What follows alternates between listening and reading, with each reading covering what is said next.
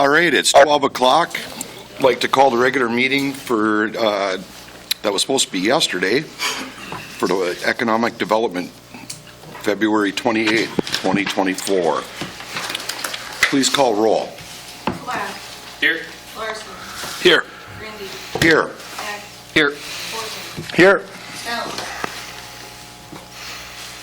Here. Oh, he can't hear you because you don't have a microphone. Okay. You just said, I know, just but I'm answered. thinking of that, yeah. All right, so got it all? I can't hear Brenda very well. Okay.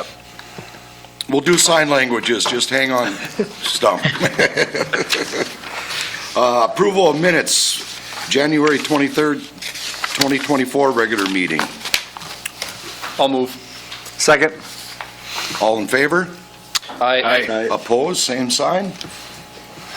Okay, thank you. Bills and communication. Review of accounts payable for February 6th, February 20th, 2024. Any questions, comments, concerns? Look pretty normal. Anything? Thank you. Reports. Delinquency. The one person who had missed the January payment has paid, and it had to do with a change of a bank account. Yep. So no problems. Thank you. Director's report, January 2024. Any questions? Any questions? Maybe just a rundown of the work with the businesses, Paul, would be appreciated. Let me take a look. Nothing that isn't ready for public discussion, of course, but just a general overview would be appreciated. Tom Campbell was talking about his business and what he was thinking about doing in the state of North Dakota, which has less applicability for us, but it'd be nice to have a friend who is in position there. Attila Dalmy was talking about his businesses, and we were talking about what he can do with his various business locations. Dan Dahl, it was a general touch base type call, our discussion. Same with Design Rich. Fertile Lawn is looking to build a new building. Hawks Manufacturing, we were working on the loan. Leisureland is looking for an expansion, a possible loan. Mayu Manufacturing, we resolved an issue regarding the Border Cities tax credits. Sage Legal and Senator Johnson were touch base. Spud Jr. had to do with a loan issue, and Ultimate Bank had to do with general financing and general discussion. Great. Okay? Thank you. Any questions for Paul on that? Thank you. Financial reports. We have none this month. We're in the middle of audit, so. Oh, yeah. So I didn't want to present cash statements and stuff when we have transfers and such for the year. For example, the tax credits come out of the 280 fund, so I just as soon have correct numbers to you, so we'll have them next month. Perfect. Thank you. Thank you. I do want a moment, though, later to just update some other things if I get a chance. Okay. Thank you. Unfinished business, Gallstead Jensen McCann lease renewal. Worked with Mr. Gallstead and taken into account the fact that we do have an office building that's available, so we need to be cognizant of the rents. So we've proposed a 37-month lease that would take us to December 31st of 2026. Mr. Gallstead wanted to go to a 3-year lease. And the terms are in here. The base rents are, he was on a month-to-month until now, so it would stay that way through the end of March at $10.25 per square foot. Between April 1st and December 31st of 2025 would go to $10.75, and between January 1st of 26, I have to correct that. 26 through December 31st of 26, it would go to $11.25. Okay. Looking for a motion. I'll make a motion to approve. I'll second. Roll. Call roll, please. Black. Yes. Larson, Yes. Grinde, Yes. Hecht, Yes. Horken, Yes. Helms. Helms? Yes. Motion carried. Thank you.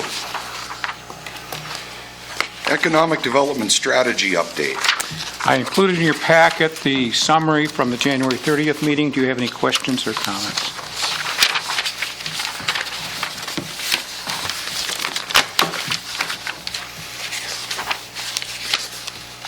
Have you had any more feedback from anybody? Beyond that meeting, no. Well, it got tied into the city council visiting sessions, too. And that will lead to, when we get down to the skills and qualifications line item in here, it'll lead to a little bit of discussion on what we propose to do. Okay? Any other questions? Thank you. New business, Gate City Bank program renewal presentation. They were unable to make it, so let's pass on that, please. Yes, okay. Renewal of realtor listings for city-owned residential lots. It's pretty straightforward. It's another 2-year listing. And how has the listings been going? I mean, we've been We selling sold more lots 7 than we have previous, right? We have 7 lots that were sold during 2023. Okay. Yep. We basically have 18 lots that are left at Water's Edge. Those 18 lots include that we are requiring 2 sets of lots to be sold in tandem rather than as individual lots. Okay. Just 2 of them, right? It's lots 10 and 11, and then it's the twin home lots in Unit 2. Want to make sure that we talked about how we want that direction it's going. It has helped. So is that a motion? That is a motion to, yes. Need a second? I'll second. Any questions? Yeah, Brian looked like- just one question. Paul, I believe we've spoken in the past about considering a discount on the price if somebody wanted to buy more than 1 lot at a time. That's council policy. They have to buy 4. I just wanted to check in on that. What is that policy, or is that something we negotiate case by Council case? approved a policy where if you buy not less than 4 lots, you can have a 10% discount. Okay, got it. And the realtors know that as well, so that can be part of the conversation. Correct. Great. Okay. I have a question. So how are the lots listed on the MLS since we have that $8,700 reduction? Is that off? It has the price reduction, yes. So the price reduction is on the listing now? And does it say like it's been reduced to that so they can see there's I been don't a... remember whether it says it was reduced. And I looked online, it did say that. Perfect, I don't okay, know if it still does. This was a while ago okay. when I had looked, but That's good. So we got a motion from Daniel and second by Justin. Yep. Please call roll. Black, yes. Larson, Yes. Grinde, Yes. Hecht, Yes. Horken, Yes. Helms. Helms? Yes. Motion carried. All right, forgivable COVID loans. Just bringing you up to date, the first of the COVID forgivable loans is coming up now. It was just a couple of days ago, and there's some more that come up on March 1st. I included that information. I have talked with Mr. Gallstead, who has given me the information, the procedure that what we have to do to take care of those loans. It's just informational for you. And Carl wants information from all the people who are receiving the forgiveness too, and I'm working on that for her. And when you send that letter to them, you're going to make sure that they know they'll be getting a 1099 on this for I will get income? the 1099 information for you that you asked for. No, I'm saying when you do the satisfaction, when you send the satisfaction to the recipients, can you put in there that reminder, you will be getting a 1099 on this, and this will be considered income for 2024? So they're not Do that. surprised when they get the 1099. Yes. I have one question on that. When looking through the list of the forgivable loans, I don't recall what the fulfillment of the terms of the loans were, but just looking at with one of the businesses no longer in business here, does do they still meet fulfillment of the terms? If they're not in business, they will have to repay the part that they're not in business for. Sickies Okay. paid it back when they closed. Oh, they did, okay. Yes, Yeah, Sickies. but Sickies is paid So they, back. yeah, That's should, why we they did shouldn't be round on the two. list here because they have paid that back, and then we Okay. reissued that money to somebody else. And that's why it's a strike-through on there.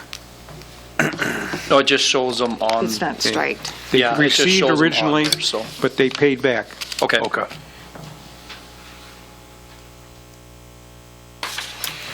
All right. Any more questions on the forgivable loan for COVID? No? All right. Raise grant letter of support. City had as an opportunity to get some grant funding to help pay for some of the studies for the possible location or locations of bridge or bridges, and wanted to take advantage of that. This is a cooperative activity where the city is the lead agency, but it's in conjunction with City of Grand Forks, County of Grand Forks, and Polk County, Minnesota. And it's just informational to let you know that I worked with Mr. Grinde to get the letter signed and submitted, so it could be included in the packet. Any questions? Thank you. SBDC update. As of June, the SBDC will no longer be hosted at the University of Minnesota Crookston. We anticipate the same person will be there, but be employed under contract with Northwest Minnesota Foundation. We have set aside in the budget $5,000 for support of this SBDC. What I suggest is we use half of that for the half year that University of Minnesota Crookston provided support for the program, but use the other half for the Northwest Minnesota Foundation, which is where we will be receiving services from in the future. And I ask that you authorize that. So same services, Paul, it's just going to come from Different source. UMC and then Bemidji, essentially, with the Northwest Yes. Minnesota Foundation. Okay. But it'll be the same person. Okay. Was Bemidji or the foundation asking for any money? The SBDC has always asked for some money, Ron. I was just curious because Yeah. if they're not asking for money, I wouldn't give them half. SBDC is the one who actually receives the money on this, and it will just go through through Bemidji that supports the program. And it's not increasing the budget line item, it's just Does splitting not it so that change, it goes just to two changes the different- quotient location. Okay. where it's going to. I'll make the motion to do that. Thank you. Need a second? Second. Please call roll. Black, Yes. Larson, Yes. Grinde, Yes. Hecht, Yes. Horken, Yes. Helms, Helms? Yes. motion carried. Thank you. Economic Development Director, skills and qualifications. What I did is I took from the sessions that we've had, the skills on your sheet, you'll see that there's items that are both in straight and items that are italicized. The items that are straight are from a standard job description. The items that are italicized were those that were particular to the sessions. I also attached in your packet the current job description. I don't know that this is a real good forum to go into great depth on that, but I think that what we have to do is put that together so we can revise the job description if necessary, to do what is necessary and to serve the city well in the future.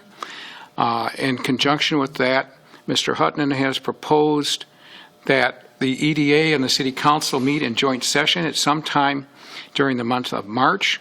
We will go through this, and that we will also get set to do the application process. And there was another question that came up regarding the sessions. This is where it all led to, and this is what we're doing. And we have a tentative after the After we decide on the job description, it will be advertised, and there was discussion at the city council about whether it will be done in-house, to do the advertising handled in-house, or whether they'll be using an outside source. Okay. Reed, do you want to add anything? Yeah, thank you, Paul.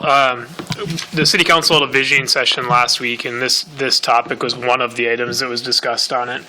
I would propose or ask you all to look at your calendars the week of March 25th to see if there's a date that week. If it worked out that it was in conjunction with our work session that Tuesday evening, I think that'd be a great benefit to the council and knowing that they're already here in the building that night. But if that doesn't work for everybody, we could look at a different date that week for a special meeting as well. Specifically to look at the skills that are listed, that Paul's got listed here, to kind of reconvene our thoughts on the strategy meetings and some of the high-level important items that we heard from on that, to make sure that we're directing this job description in a way that it meets the needs of our new strategic plan and that it has the best potential to move the city and the EDA forward. And then Paul touched on the search firm as well. I don't have all the detail organized on when we hired Paul, the last search we did. I think we advertised that. I don't recall or don't have all the info on what the budget was for that, but that'd be an item that we'd like to discuss at the council level as well. Just how we want to handle that search, if we want to hire a search firm or handle it locally. All with the timeline that by mid to late April, we've got an ad out. With the intention of being able to interview in late May, early June, and target a new hire being ready to start by that late July timeframe, so that we can have at least a couple of weeks overlap with whoever the new director may be and Paul before his departure. So really excited to be able to try to bring both groups together to have a really good, candid discussion about the priorities of our new hire. And one of the goals would be, coming out of the joint session, I would anticipate that both bodies will be approving a strategic plan and the job description. Yep. And that way we're working together and in tandem, we're in sync. And I think this is great that this topic has come up with some of the rumors that all of us know, to show the untrue about them. But I'm not big on this, but I think this is something that would warrant a committee that I'd like to see. Like a smaller group that would focus Yes. on this. Yeah, Like a like, joint committee, the council and. So EDA. that the same people are there representing. And I'm just going to throw out there, when I looked at this, I'd like to see you. Justin? You referring to Brian? Yeah, Justin. And I'd like to see Barry. okay. Yeah, I don't have a problem with that. I like that. I like that idea. I think that would be good. And yourself? If that's, you guys want me there, I'll be there. I think the three of us could put it together. Yeah, because that'd be That's not quorum. That wouldn't be a quorum then if Barry and I were there. That's right. We'd still be okay. Yep. Yeah, it's hard to really dig into details in this kind of setting on something like this, but a smaller group at a conference table, with this on Microsoft Word, making edits as we go, I think we could come up with a draft pretty quick. And I'd be more than glad to come also, Yep, that'd be great. if that's what you guys would like. Okay. I think Okay. Dale has something to say. I don't do sign language. Go ahead, Stump. Can you hear me? Yes, sir. I like this idea of putting together that committee. I was going to propose that the EDA board kind of come up with a guideline of what we're looking for before we met with the whole council and the EDA, because I'd like to have an idea, and this committee will get us to that point where I'd like to see it be. The committee as proposed does have a member of the council, so that there will actually be dual representation on the committee, but it'll be an EDA committee. Yeah, and that's fine. I'd just like to have something done kind of on paper or something, some kind of an idea of what we're looking for before we go to the city with it, and then we can work from that point. And I will be available if the committee has any questions, and I suspect, Reed, that you would also be available if the committee has any questions. So how would you like to see that presented, Stumpy, before that meeting? Well, I would just like to have it kind of on paper about what we're looking for out of the director, what we're looking to have, or what we're looking for them to do, and have a like you were talking, a job description type thing set up. Something a little bit, it doesn't have to be perfect. It's just some kind of an idea where we want to go with our director, what we'd like for them to do. Before we get to that big meeting, and I think it would just be a lot easier. We're fortunate in that the EDA is scheduled to meet on that Tuesday, that Mr. Hutton had suggested meeting in the evening with the city council in joint session as well. But what that would provide is an opportunity for the EDA to go through the draft before the meeting with the council as well. Because we'd have a meeting that day. Could see it. Yeah, that would be perfect. Do you want to send a draft out to the group before that, before that meeting? It would be in that, it would be in I there. will send it out because they can't send it out among themselves. Right. It'll be a serial meeting. Right, but I maybe can even send a it week out. before, so This they is could the make draft. some adjustments before that, and then you'd have a final one by the time the meeting came, or? And they I would mean, all that- have to reply to me. Yep. Correct. Not to the whole group. Yes. Reply to me. Okay? I just thought that way you could. No, that's good clarification. So Brian and Reed and Stumpy, what time would you want that group there on the 26th? For the joint meeting? Yes. Well, I would propose that we would try to, if the committee would come and report to the council kind of its preferences, Right away at 5? yeah, right away at 5, Okay. I would say Okay. would be the best way to handle that. So that's on March. March 26th. Yeah, if Even you though want. we'll have a committee to kind of put together a guideline on some of it, do we still want the whole EDA board there? In case they want to give any additional can't input? because- Yes, and I'll tell you why. At the meeting at 5 o'clock, it'll be probably a recessed meeting, Ron, I would think, from when we get done at noon to 5 o'clock.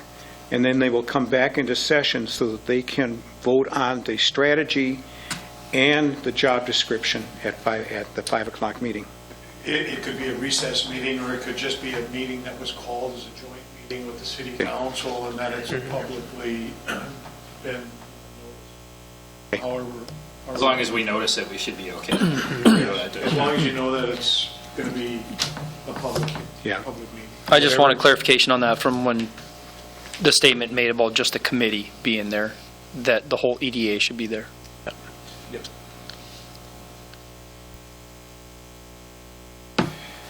All right, so we would need a motion for that, right?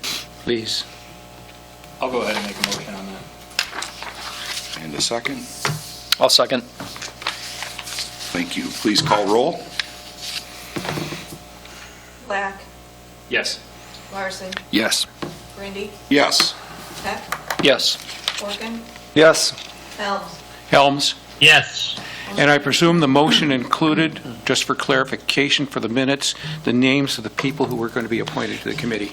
Yes. Okay. Yes. And there's one other thing that I would ask, that you give Carla a minute.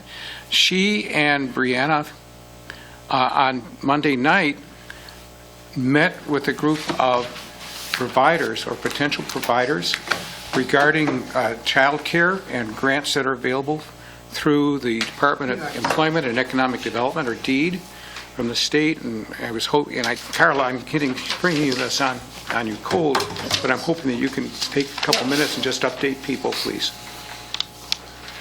Okay. Thank you. I'm going to talk when I get back to my microphone. Even though I talk loud, that would still not be fair, right? Sorry, I didn't get it. You want me to know what it is? Actually, this is a good one for Gallstead Law Firm, don't you think?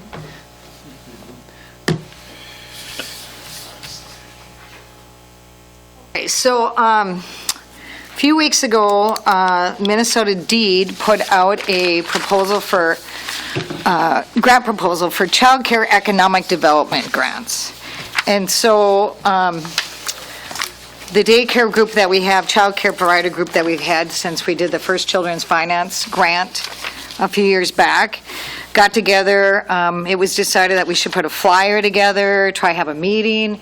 So we met on Monday because of the urgency, since the grant is due March 12th.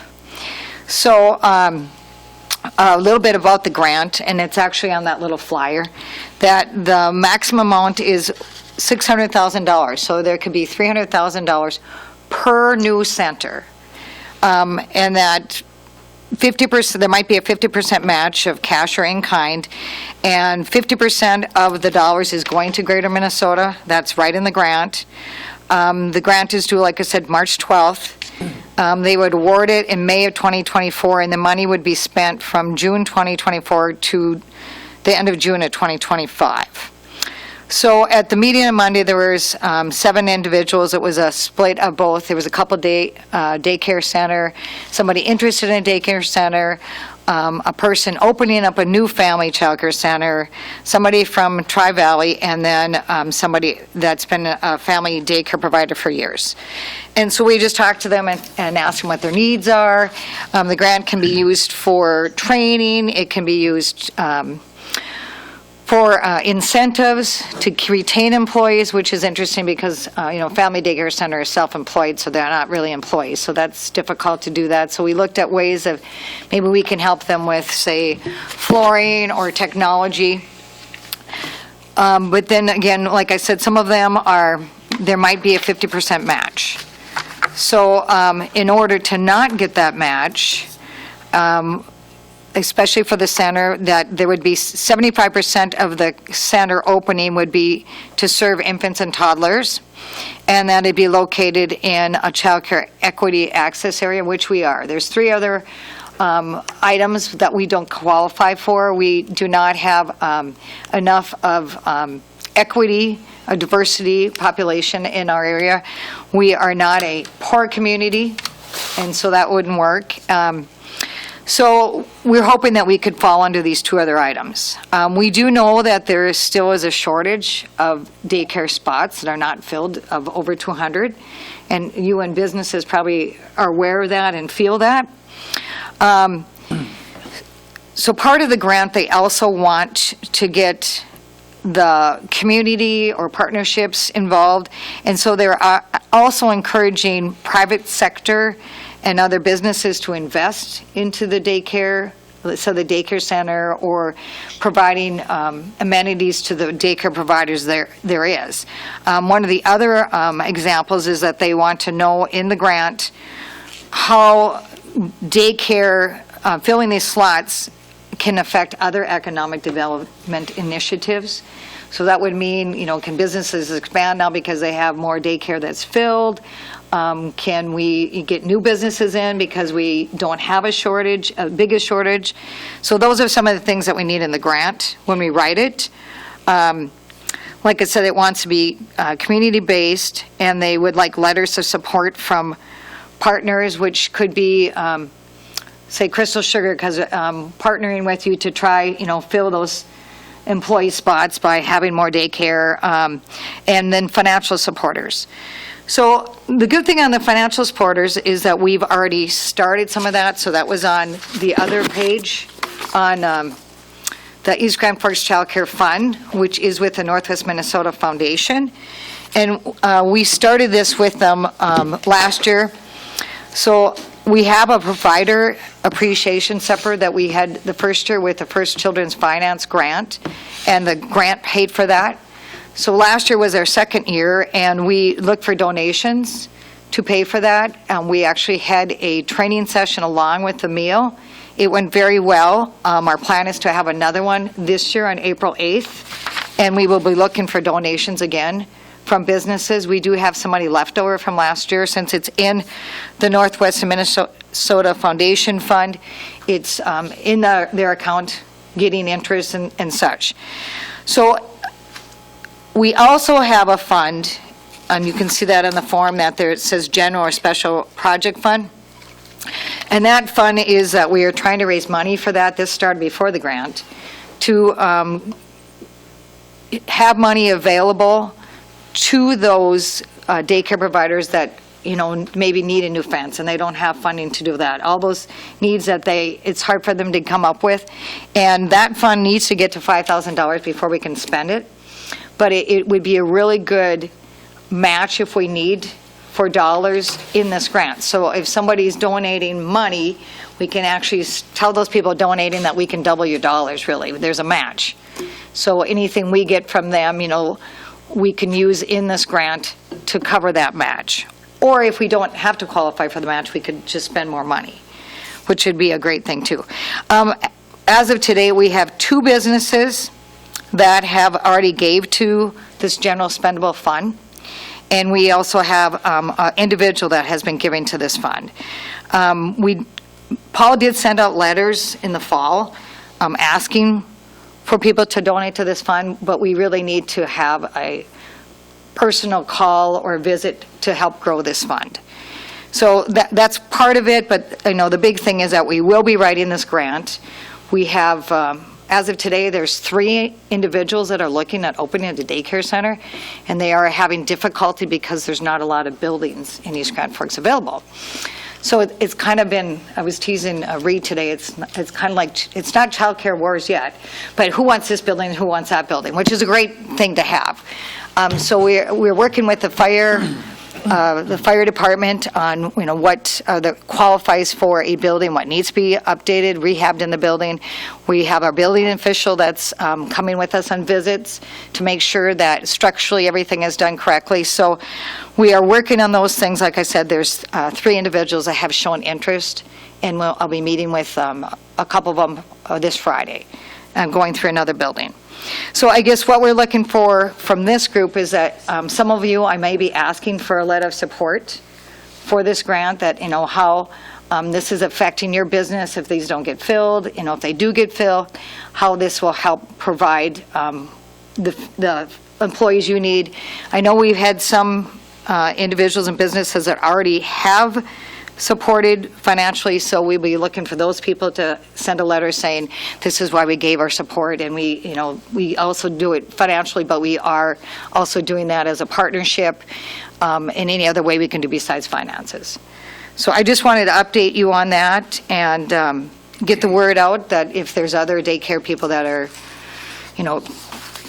going to expand or want to look at expanding into a family daycare or a daycare center, that there are some money available, and I think that's part of the interest, because we could in essence give them $300,000 if they do that, to help rehab a building, which is very costly because of all the requirements, a kitchen, the bathrooms, sleeping rooms and such.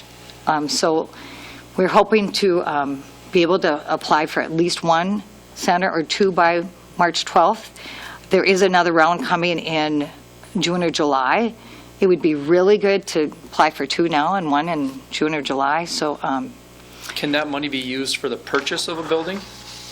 yes. It can't, not just the or renovations or anything? Well, It can actually be used for the purchase? what I've read is it's the cost of just opening up. Okay.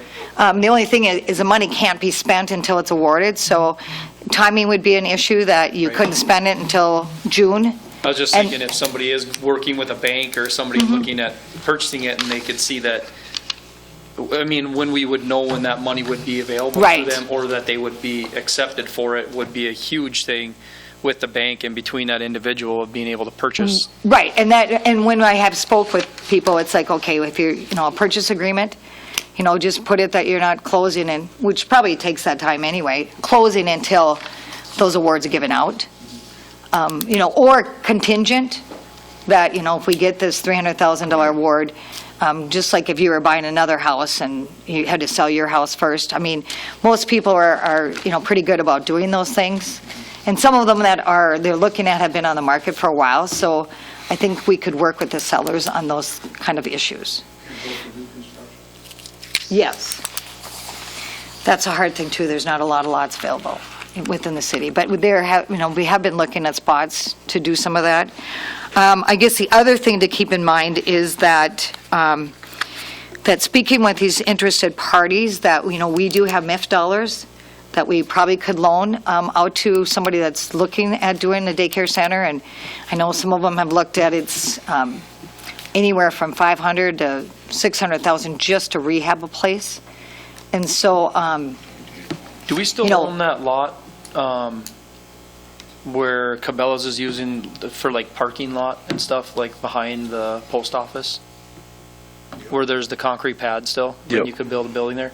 I mean, that would be something maybe to, Remember all the utilities? yeah, there's lots of utilities there. on that lot? Yeah. Yes. That was the reason why it's. That's why it got ex-nayed before, Yeah, like major hub.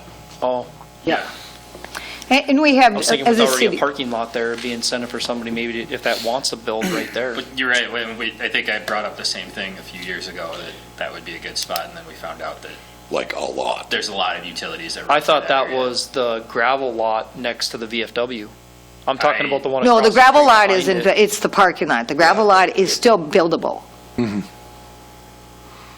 Across the street, closer to Sacred Heart, right? Yep. Yep, yep. Yeah, and there's, across the street in that Sacred Heart one, well, I mean, across the street from the salon. Yeah, that's what I'm talking about. That's the spot that would be available. That's the Because one that's I'm not full You're talking utilities. the- Straight across the street. Yes, Red the River smaller Motors parking used to lot. be. Where what? Red River, whatever. Ford, yeah, the Yeah. smaller parking lot. I thought you meant that one Yeah. behind the. No, and VF that's a good guide idea. Post office. Yeah, across the street behind it. Yeah, be yes. straight across, Yeah, that's the one he's talking straight about. across The other one. I from, thought he was talking about Yeah. the other one too. straight across the street from the salon. That, I think,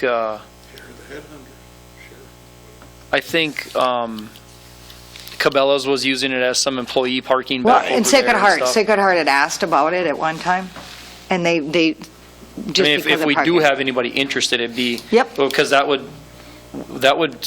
be in a TIF zone too, right? No, I think it's across the street is Oh, a no. tip zone. Is there a reason that lot's not for sale? Well, when we looked at it the last time, we had to deal with the fact that Cabela's uses it for seasonal parking. So we'd have to, It ends up we'd have to getting talk used with them. For a lot of events. Oh, I know, too. I Like mean, yeah. it ends up being overflow parking for a lot of things that go on. Like, I mean, if you've been down there, whenever they do the fish fry there, it's always full. You know, if there's an event downtown, people are using that parking too. A lot. So, I mean, it's helping out the businesses down there in some ways, but Yeah, if we can sell it though, if somebody wants to build a daycare center there, I'm all for it. And if I they would look, I agree. mean, the incentive that they look at there is that you want to put a parking lot in, that parking lot's $100,000 easily. And you already have a parking lot in there, you can build the building and, No, that's a good idea. We have talked about some other possible buildings that the city may own or areas too. Reed and I have talked about them, and I know there's been discussion with other council members on that, even possibly leasing something, but we haven't gotten that far yet. sure. And you know, it's a good problem to have. We have 3 people interested. It's a great problem to have. And you're still taking donations.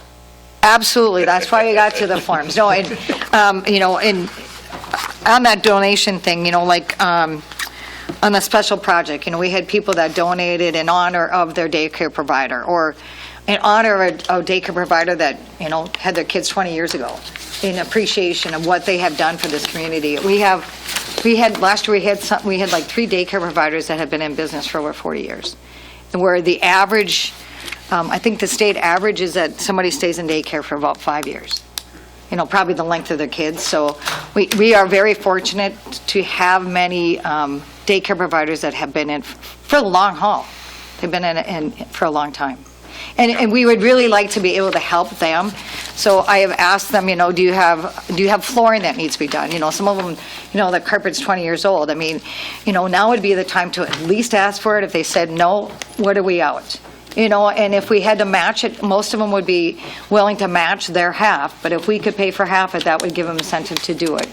Other things we are looking at is technology. Minnesota Department of Health Human Services is making them do everything online now, so they need a scanner, they need a computer. So we have asked the providers to come up with a list of things they need and put them in the grant. And we would be the grantee. So, and part of the grant process is you have to prove that you can handle, you know how to do grants and stuff. So we're at advantage because we have, we've done, they ask, what kind of federal grants have you done? What kind of state grants? So we don't have to worry about that part of the grant application. Okay. And remember that one of the reasons for the general fund part of it here, as opposed to the specialties, is to make sure that we have money for these matches too. Yes. Yeah, and like I said, people are excited to give money if they know something, there's a big possibility of getting a match, This So. is Northwest Minnesota Foundation request. Other questions, comments? Anything else? Thank you, Carla. Thank you. All right, we're looking to adjourn. Make a motion to adjourn. Second. Everybody else? Sounds All in great. favor? Aye. Aye. All opposed, same sign. I don't think anybody opposed.